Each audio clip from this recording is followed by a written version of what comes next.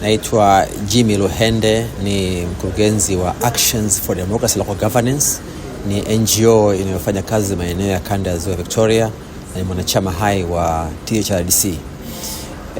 Mazingira ya utendaji ya NGO za Tanzania sio mepesi, sio marahisi. Yamegubikwa na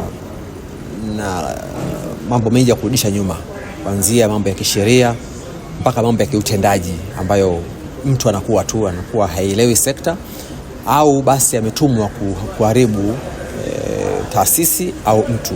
Kwa hiyo tunapokutana na katika THRDC kama wanachama, tunafurahi kwamba tunakutanishwa ili tuweze kujadili mambo haya, tuangalie mitanzuka ya kisera, ya kisheria na ya kiutendaji ambayo inazuia utendaji wa Azaki.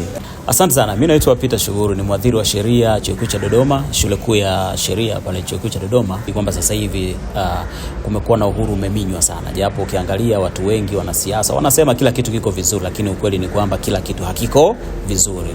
Watu hawana uhuru bado wa kuzungumza, watu hawana nafasi ya kusema katika mambo mbalimbali, watu ni waoga, watu wanaogopa katika kila kona. Kwa majina naitwa Messi Kesi. Ni wakili lakini nafanya kazi na chama cha mawakili Tanganyika Law Society kama program officer. Sisi kama wanasheria tuna jukumu kubwa ambalo tumepewa na sheria ni kuhakikisha kwamba kunakuwa na utawala wa sheria.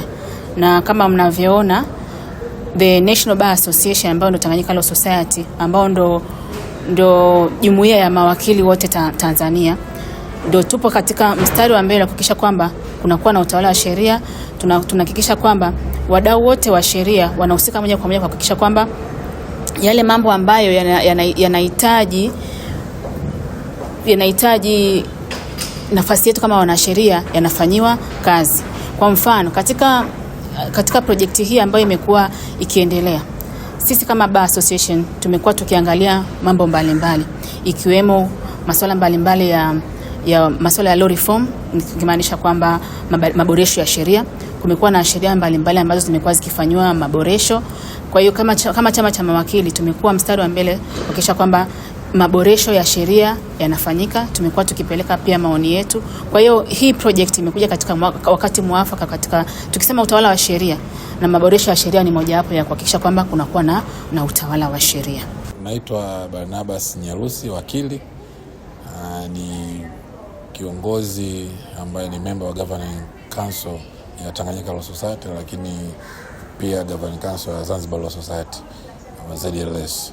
Members wetu mmoja kama mawakili wamekuwa wanahusishwa katika kujengewa uwezo wa kuwa waangalizi wa utawala bora, lakini pia waangalizi wa rule of law au utawala wa kisheria, kwa kuwapa elimu mbalimbali namna ya kuwa waangalizi wa hivyo vitu. Kwa mfano, kama kuna ukiukwaji, namna sahihi ya kufungua kesi bila kuingia kwenye matatizo na serikali au bila kuingia matatizoni na watu wengine, lakini bado kulinda haki na wajibu na sheria.